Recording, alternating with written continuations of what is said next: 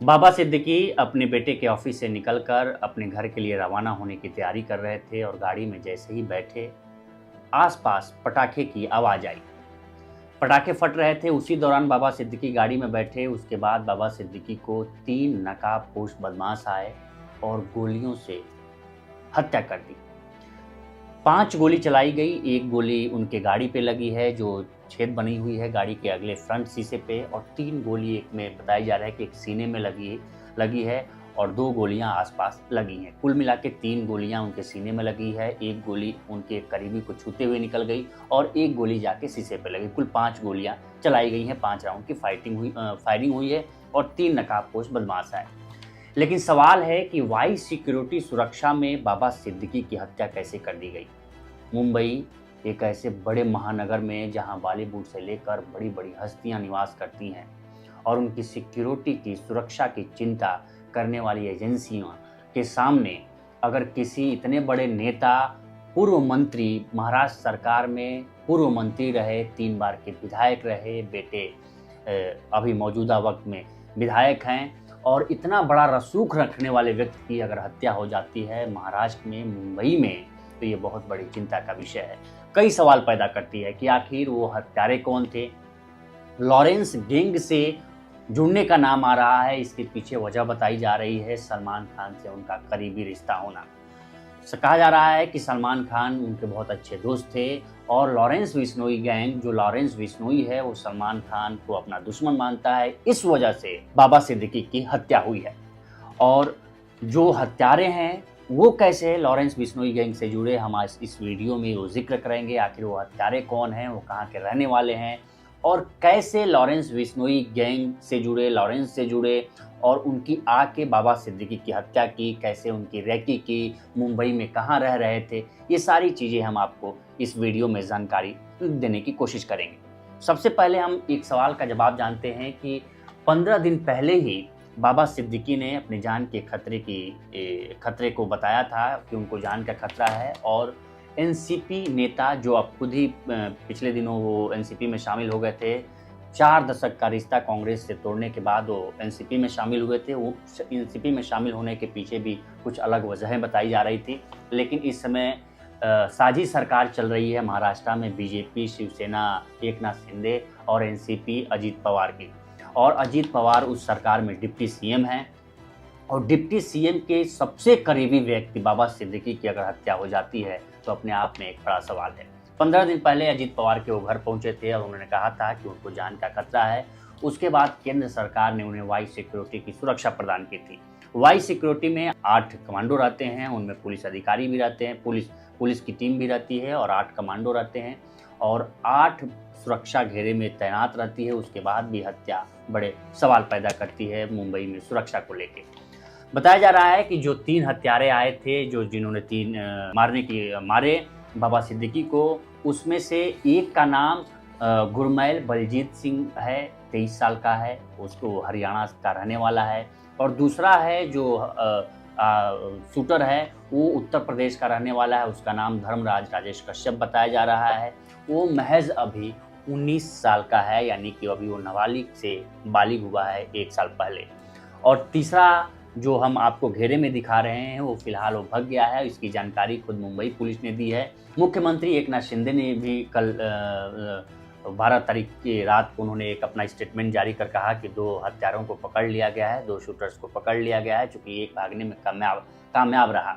उनमें से एक जो 23 साल का गुरमैल बलजीत सिंह हरियाणा का बताया जा रहा है, और एक है धर्मराज राजेश कश्यप जो उत्तर प्रदेश का बताया जा रहा है, और तीसरा भाग गया है। लेकिन सवाल है कि ये आखिर कैसे बिश्नोई गैंग के संपर्क में आए।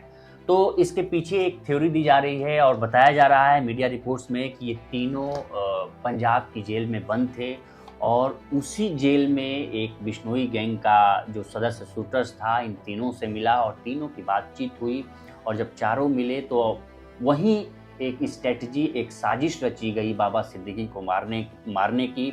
और ये तीनों जेल से जब वहाँ से छूटे तो इनको 2.5 लाख की सुपारी दी गई, और 2.5 लाख सुपारी के ज़रिए बाबा सिद्दीकी को मरवाने की कोशिश की गई।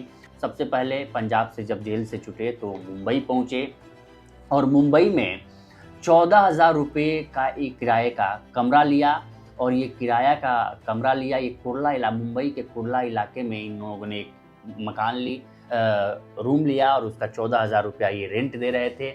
और वहाँ से ये बाबा सिद्दीकी की लगातार रेकी कर रहे थे कि बाबा सिद्दीकी कब आ रहे हैं, कब जा रहे हैं, कहाँ जा रहे हैं। इसी बीच दशहरे का दिन था, पटाखे छूट रहे थे और उसी बीच ही गोलियों की तंतनाहट लोग समझ नहीं पाए कि पटाखे हैं कि गोलियां हैं। और इस बीच का मौका उठा के उन्होंने इनकी मारने में कामयाब रहे और वहां से बाबा सिद्दीकी को रात 9:30 बजे लीलावती हॉस्पिटल में भर्ती कराया गया, लेकिन डॉक्टरों ने मृत घोषित कर दिया। और ये पंजाब की जेल में ही ये स्ट्रेटेजी रची गई थी। फिलहाल जो लॉरेंस बिश्नोई है वो गुजरात के साबरमती जेल में बंद है और साबरमती जेल में बंद रहने के दौरान ही वो पूरा अपने नेटवर्क का जाल बिछाया हुआ है और वहीं से अपने पूरे नेटवर्क को संचालित कर रहा है। उसका एक दोस्त है गोल्डी बराड़ जो कनाडा से अपना नेटवर्क चला रहा है और कनाडा से ऑपरेट कर रहा है सारी चीज़ों को। लेकिन सवाल है कि आखिर गुजरात के साबरमती जेल में बंद लॉरेंस बिश्नोई आखिर बाबा सिद्दीकी की हत्या कराने में कैसे सफल हो गया। ये हमारी नेटवर्किंग एजेंसियों का एक फेल्यूर है या आखिर एक इतने बड़े नेता की हत्या हो जाती है इसके बावजूद कि जब वो संदेश जताता है कि उसकी हत्या की साजिश रची जा रही है। तीसरा सवाल ये है कि आखिर बाबा सिद्दीकी को लेके कहा जाता है कि बाबा सिद्दीकी का 40-45 साल का एक लंबा राजनीतिक सफ़र रहा है। वो सबसे पहले 1999 में पहली बार विधायक बांद्रा वेस्ट से विधायक चुने गए। उसके बाद 2004 में, फिर 2009 में, 2014 में वो हार गए। उसके बाद से वो राजनीति से दूरी बना लिए। लेकिन 2019 में उनके बेटे जीशान ने वही बांद्रा वेस्ट से चुनाव जीता है और मौजूदा समय में कांग्रेस से विधायक हैं। अभी हाल ही में ये 40 साल कांग्रेस में 4 दशक गुजारने के बाद उन्होंने कांग्रेस से इस्तीफा देकर एनसीपी में शामिल हुए थे। और पिछले दिनों ईडी ने इनके यहाँ रेड भी डाली थी मनी लॉन्ड्रिंग के मामले में और 462 करोड़ की संपत्ति इनकी जब्त की गई थी। उसके बाद ये हो रहा था कि हो सकता है कि एनसीपी में शामिल हो जाएं। उसके बाद एनसीपी में शामिल हो गए थे।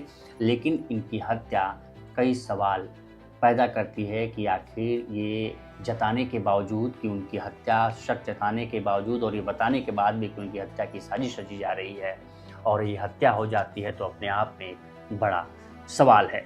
दूसरी बात ये है कि इसके पीछे की वजह जो जानकार मान रहे हैं और मीडिया रिपोर्ट्स में ये हवाला दिया जा रहा है कि सलमान खान के बहुत करीबी दोस्त हैं और सलमान खान लॉरेंस बिश्नोई गैंग का पहला लॉरेंस बिश्नोई गैंग उनको दुश्मन मानता है। काला हिरण मामले में बिश्नोई गैंग, चूँकि बिश्नोई समाज काला हिरण को अपना देवी के तौर पे पूजता है और सलमान खान उसी काले हिरण के मर्डर केस में आरोपी भी रह चुके हैं, दोषी भी रह चुके हैं।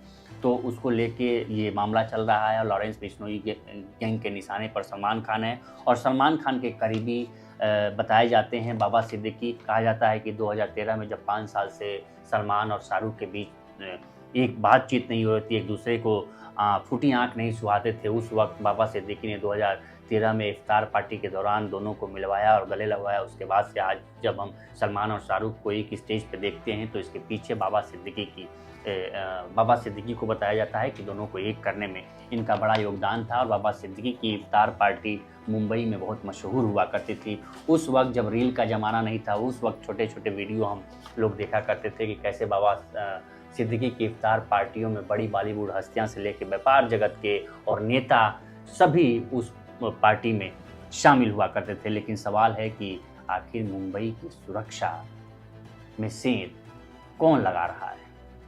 तो इस वीडियो में इतना ही। बाकी देश दुनिया की तमाम खबरों के लिए बने रहें लोकमत हिंदी के साथ। नमस्कार।